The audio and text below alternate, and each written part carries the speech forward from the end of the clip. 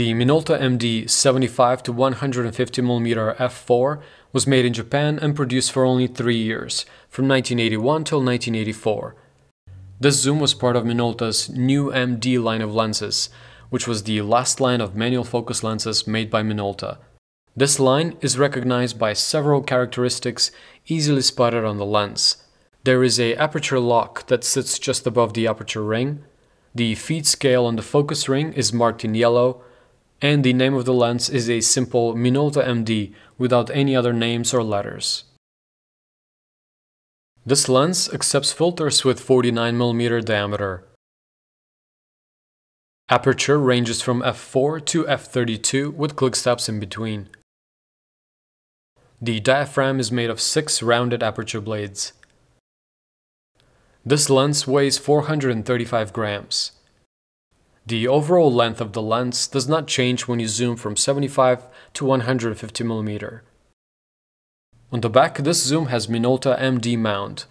I use a Minolta MD to Sony E helicoid adapter, which allows me to focus closer when the adapter is extended, and if I need to reach infinity, I simply put it back in its normal position.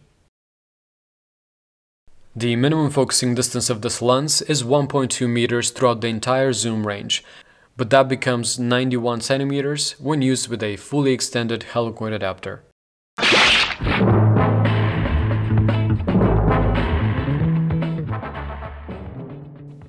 The Minolta MD 75 to 150mm f4 is one fantastic vintage zoom. I personally think that this lens is a hidden gem, and I was blown away by the image quality that I was getting out of it. I kept thinking to myself, how is this zoom so good? Of course, if you want a fast lens with shallow depth of field, this is not the lens for you, but if you want a stellar lens that can cover multiple focal lengths and give you great all-around performance, then this is an amazing option. It is also a very affordable lens for the kind of quality that it delivers. You can usually find it for around $120 on the used market, which is a great deal compared to modern zooms in this focal range. If you think that vintage zooms lack in the sharpness department, then this lens might change your mind. This zoom has excellent sharpness even wide open, and not just in the center, but all the way to the corners. I was amazed when I first saw this. This kind of resolution and detail from a cheap 80s zoom? It's amazing what the designers at Minolta were able to produce almost 40 years ago. This lens is also really lightweight and compact, and it's a real joy to bring along on a hike or a trip because it gives you tons of versatility with its zoom range, but also saves you weight and space. When it comes to build quality, this lens handles very well with mostly all metal construction and only a few small plastic parts, but for the most part it feels very solid and sturdy. Minolta lenses are famous for the beautiful colors they produce, and this zoom is a testament to that. The colors that come out of this lens have a very pleasing quality with beautiful tones and excellent saturation and contrast. In my opinion, Minolta colors have a certain richness that is very unique to their brand, which is why I'm always excited to try their optics. For a vintage telephoto zoom, this one also does a great job at controlling chromatic aberrations. A lot of vintage telephoto primes suffer from purple fringing, but this one has barely noticeable chromatic aberrations, which is a great plus. When it comes to ghosting and flare, this lens does flare a bit, but for the most part this was not an issue for me, and I'll recommend using a lens hood in order to prevent any unwanted stray light. Perhaps the main shortcoming of this lens is some visible distortion.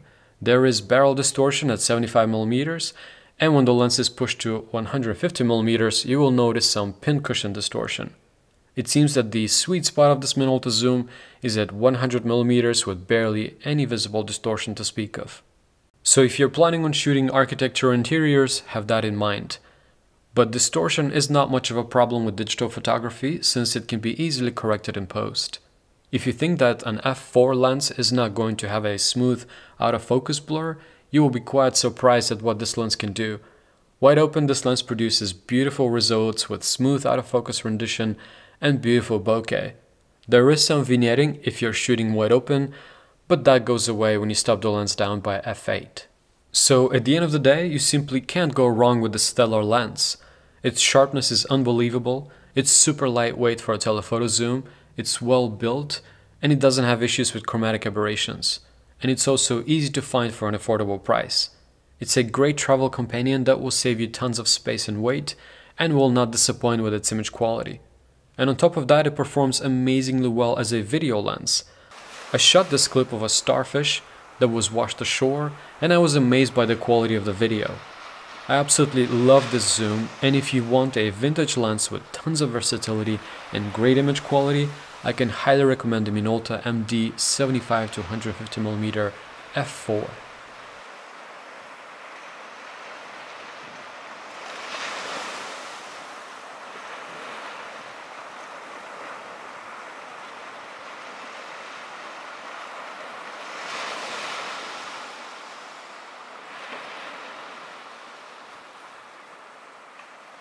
Thanks so much for watching, and I'll see you next time here at Vintage Optics.